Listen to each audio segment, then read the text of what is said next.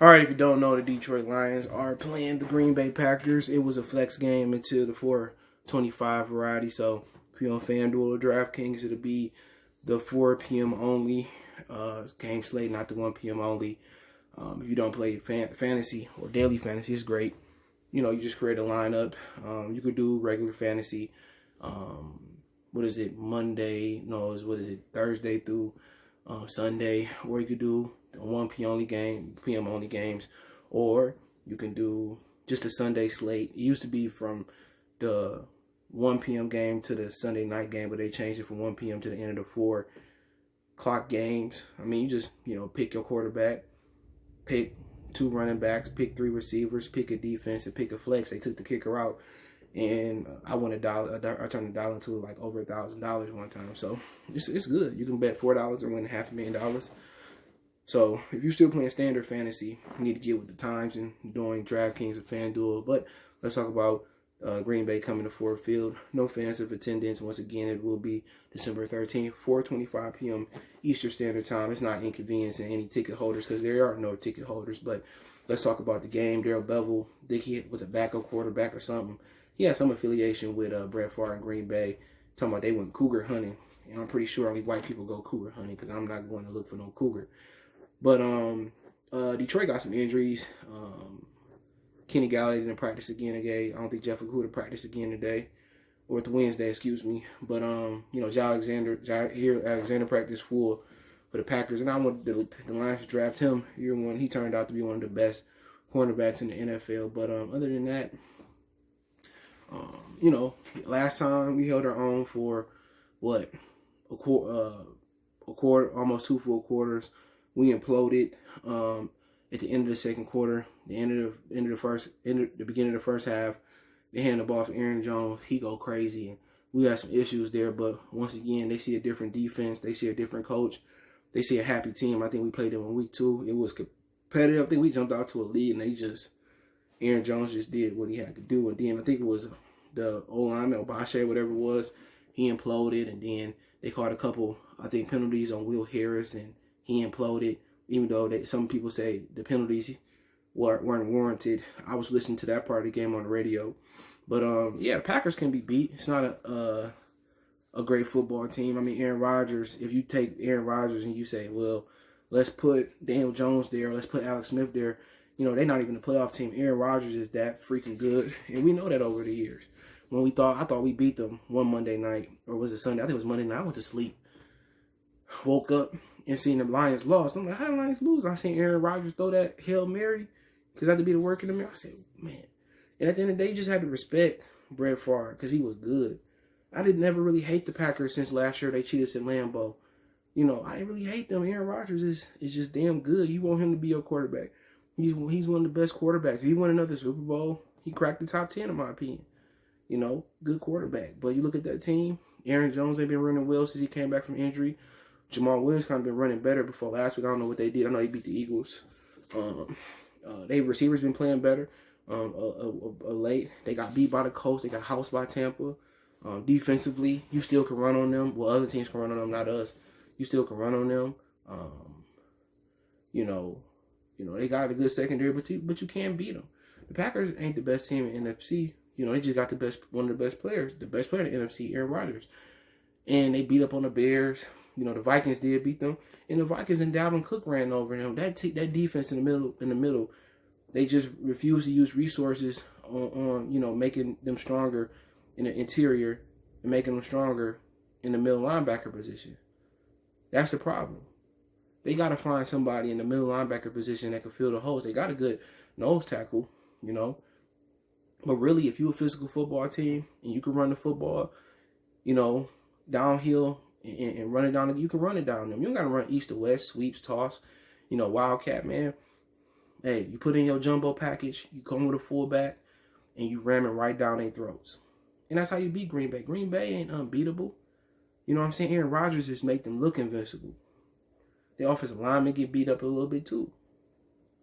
But really the credit to them is to get after Aaron Rodgers, collapse the pocket, and then really run it down their throats and control time of possession. If you can do that, then you can play action. Then you can open up down the field when they put 8-9 in the box. That's how you beat them.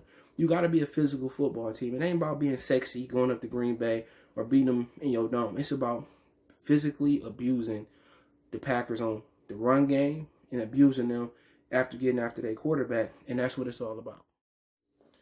And really, that's how you get it done. The Packers ain't one of the best football teams. You know, you take Aaron Rodgers, like I said, off. You take him off that team, and then what do you got? You know, if you don't replace him with a Mahomes or somebody like that, you got a pedestrian football team. That team ain't really that good of a football team, in my opinion. And that's just the honest truth. You know, if you put Aaron Rodgers in Tampa without Bruce Arians, he'd upgrade their team. Aaron Rodgers has just been doing wrong in Green Bay as far as just surrounding him with talent.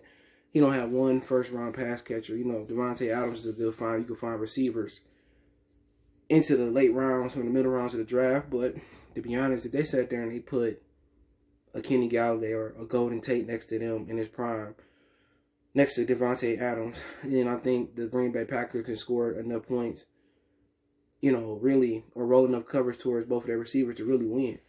They just really, you know, if they're not going to fill the defensive void in the middle, they just really need that big number one receiver next to them. They got Williams, they got Aaron Jones. If they put like a Kenny Galladay or Calvin Johnson or Antonio Brown or Julio Jones, you know, Aaron Rodgers probably would have ran off 2 or 3 straight Super Bowls. You look at Patrick Mahomes, he don't have those big names. But then again, Tyreek Hill, he grown into a great receiver just as Adams did. Travis Kelce, you know, one of the last great tight end. You know, Aaron Rodgers had Jared, I forget to do. He down there in New Orleans. Y'all know what I'm talking about. He a good tight end, but since Jermichael Finley, who he really didn't have. And I'm sitting here taking up for him. But, you know, I just love his game, you know. And we talk about, you know, Matthew Stafford not being done right.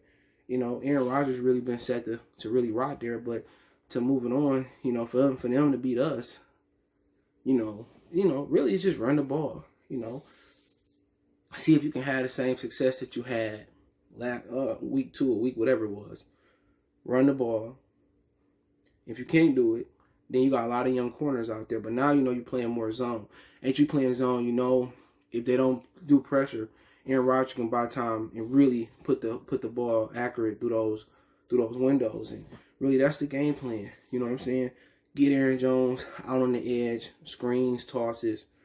You know, see if they gap discipline, they gap integrity is good enough. See if their linebackers are playing different, you know, and really run the ball.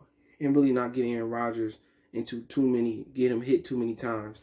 And if that don't work, then really now what we got to do is get Aaron Rodgers bootleg, get him on the edge, get him into play action, and try to get him in some one-on-ones or, you know, get some blown coverages in the secondary. But, you know, really that's what they got to do offensively. And then defensively, you know, honestly, you dealing with DeAndre Swift, he got a lot bigger role in his offense now. And really, you just, you know, really hope that, you know, that they don't get no traction running the ball in the middle. And then Kerryon is injured with a knee injury. He pretty much done. He probably going to retire in a couple years, maybe at the end of this year. But really, you know, not let AP really get downhill, not let DeAndre Swift, you know, on that, you know, the option in the Texas routes in a screen game, and really make Matthew Stafford, make the offense one-dimensional, and make him really beat you with his arm, you know. And that's really it. And you talking about what the Lions need to do defensively, you know, stop the run. You stop the run, you force Aaron Rodgers to throw the ball, and what I'm doing is, you know, I'm rolling coverage to wherever Devontae Freeman is. If he in the slot, then I'm going to bracket him. If you're on the outside, I'm going to double him. I'm going to force, you know, Scantley. I'm going to force Lazard. I'm going to force those guys to beat me. Aaron Jones out the backfield to beat me. I'm not going to let Devontae Adams beat me. You know, Mercedes Lewis injured. I'm going to really force them to really make Scantley, Lazard, Williams, and Jones out the backfield beat me. I'm not going to let Devontae Freeman. He go into the slot. I bracket him. He go on the outside. I'm doubling him. Dude, it's not hard. You take him away and you force other guys to beat you, you know. And by that, you know, you stop the run, you double, you take away Devontae Adams. At the end of the day, pressure Aaron Rodgers. He ain't really seen the Lions do no zone blitz in the last few years. Pressure him. You know what I'm saying? Make him get the ball out of his hand hot. You know, if you're going hot, it's going to Jones and Adams. Take away Adams. Make him throw Lazard and see if he catch it. You know what I'm saying? Scantley had a hot streak, but now he cold again. So that's really defense is really about mixing it up.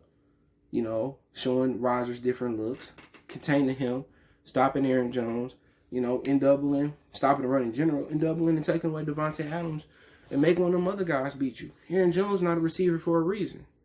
Make him beat you. When he go out to the flats or he got into the routes, wrap him up, tackle him. Don't let him get no yak. And that's just what it's about defensively. Playing with integrity, playing with discipline, wrapping up, making a short tackle. Don't let him get no yards and eliminate the big play. Make Aaron Rodgers think. Make him go through his progressions. Make him, look toward, make him force the ball to Adams and get a pick. It's not hard. And obviously, offensively for the Lions, it just takes some chances. Sometimes you got to stretch the defense. Even if you don't get a reception, you might get pass interference. Then they might have to drop. The safeties might shade to the outside, knowing that you're trying to stretch the field. Then you could throw a post to Hockenson. You could throw a post to the slot receiver on the inside. Now it opens up the middle of the field. You know what I'm saying? To the running back, to carry on, to Adrian Peterson, to DeAndre Swift on those Texas and those option routes over the middle. Now he could run the ball at the middle. Now the safety's got to respect the deep ball. The deep ball that they threw last week, it opened the game up. Now those safeties in the back, they worry about outside the numbers. Now Hockenson can get some free looks over the middle. Now Swift can get some better run lanes. And that's what it's about: running the ball. Coming in with the mentality with a fullback and going right up the Green Bay Packers alley, forcing them to tackle, forcing them to be physical. Play action, screens, going down the field, looking for Hockenson. This really should be the game plan. And I think I got a lot of respect for the Packers. We got a lot of success over them. Sometimes at Ford Field, knocking Aaron Rodgers out over the last 10 years. But you know what? I think the Packers get this one.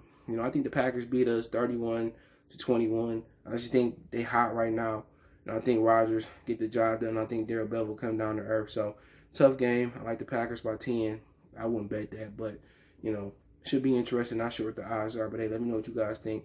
Check out our prediction playlist. Check out our Detroit Lions Talk playlist. Don't forget you can find me at Goodfellas Sports TV and Goodfellas Sports TV 2.0 for additional content right here on YouTube. You can find me on Facebook, Instagram, Twitter. All those links there. Twitter's the fastest way than Facebook and Instagram. You need to reach me for a business question, inquiry, response, your video question, advertise your business on the channel. Want to make a donation on the channel? Cash App CJ Good 313. That's in the description. PayPal link there as well. Appreciate the love, support. One time for the one time we go.